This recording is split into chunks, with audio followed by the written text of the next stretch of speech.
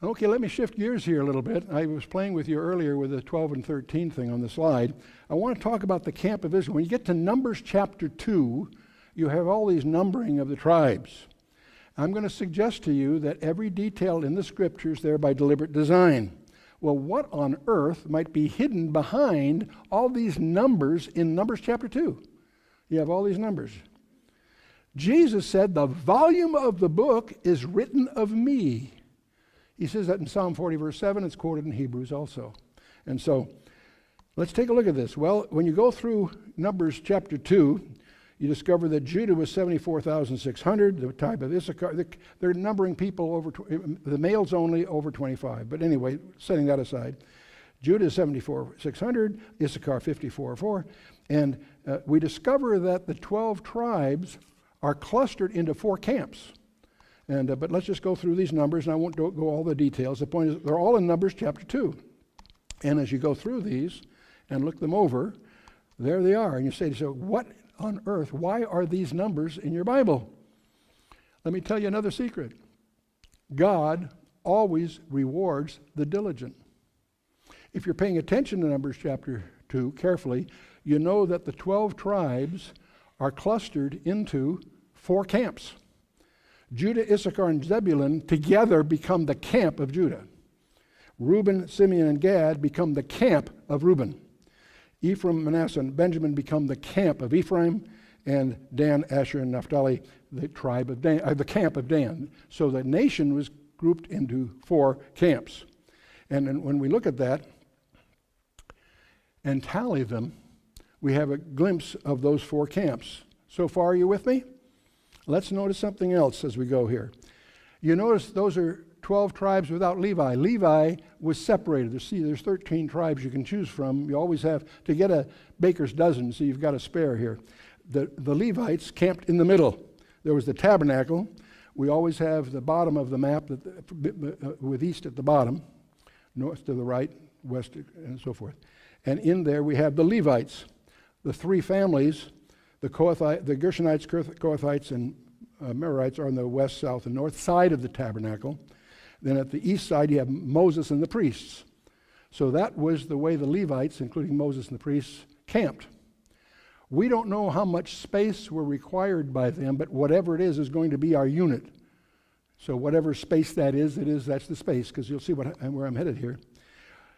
You gotta give them credit. They really tried very hard to follow the law. And what the Torah says is the camp of Judah is to be east of the Levites. Okay. And the camp of Reuben is to be south of the Levites, and so on. When you examine that carefully, you realize that to be really strict here, what do you do with the area that's southeast? It's neither south nor east. Okay. So what do you do with that? I'm going to suggest to you that if you follow the Torah's instruction, you only can use the ordinal points of the compass. And the width of the camp for Levi is the basic unit you're going to use. And the length of the arm will be proportional to the population. So let's take a look at this. Right in the middle, we have the Levites, and they add up to about 22,000 as a total. We have Judah to the south, or to the east, I mean. And the emblem of the tribe of Judah was the lion of the tribe of Judah. That was all 12 tribes had an ensign, but Judah was to be the head of the camp of Judah, and so they all camped. But they could only camp as wide as the Levites if they're going to stay east of the Levites. They can't get wider than that, or they're no longer east of the Levites. You following me so far? Okay, and they would take them as much space as they needed. Reuben is to the south. His symbol happened to be a man, and that was his ensign, and he could only camp as wide as the Levites' camp was if he's going to be south of there, and then he goes as far as he needs. And then, of course, see, the people down here in this space that's southeast is neither south or east, so it's not camped. You following me? That's overlooked by most people unless you look at the text very carefully. Well, so the southeast, southwest, north, those are forbidden areas. To the west, we have Ephraim and his 3 to make the camp of Ephraim, and his symbol was the ox, a symbol of servanthood, if you will. And then, of course, to the north, we have the tribe of Dan. Now, the tribe of Dan originally had the symbol of the serpent in Genesis 49.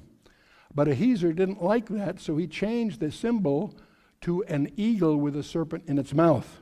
And that becomes the symbol, or the ensign, if you will, of the tribe of Dan. Many people fumble on that by not knowing that little detail. But the point is, his symbol was, of course, the eagle. And that's well documented through your text. And again, he would be north. He can only be north. The only part that's north of it can only be as wide as the camp of the Levites. So now we have a problem because we've got populations that are different.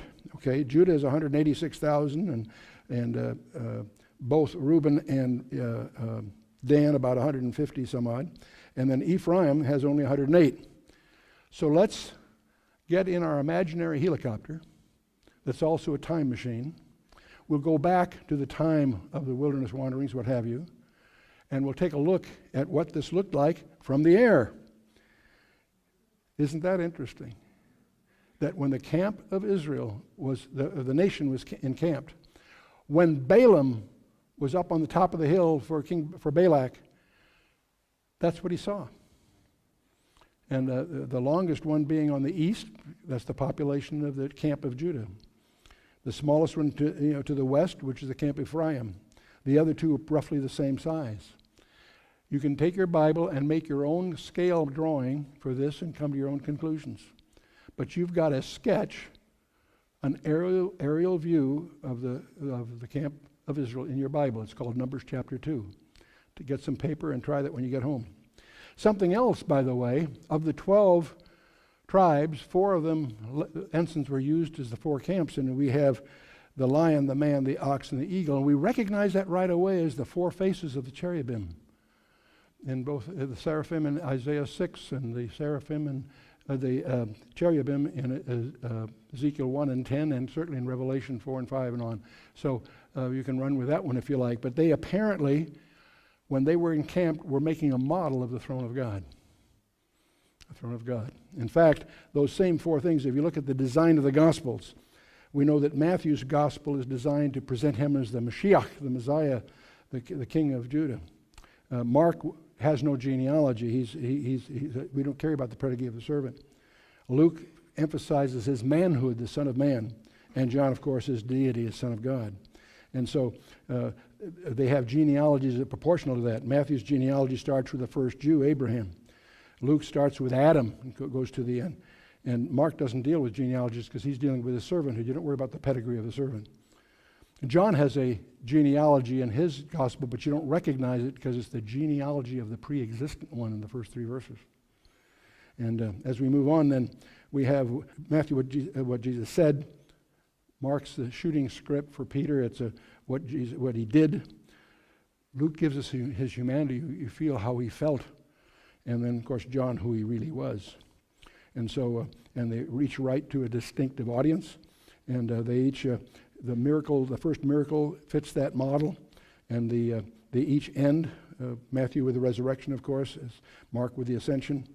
Luke sets up his sequel book, Luke volume 2, called the Book of Acts, because of the promise of the Spirit. John sets up his sequel in his thing called the Revelation. I believe his gospel was written after the Patmos experience. But each one of these were recognized by the early church as being represented by the 4 faces of the cherubim: the lion, the ox, the man, and the eagle.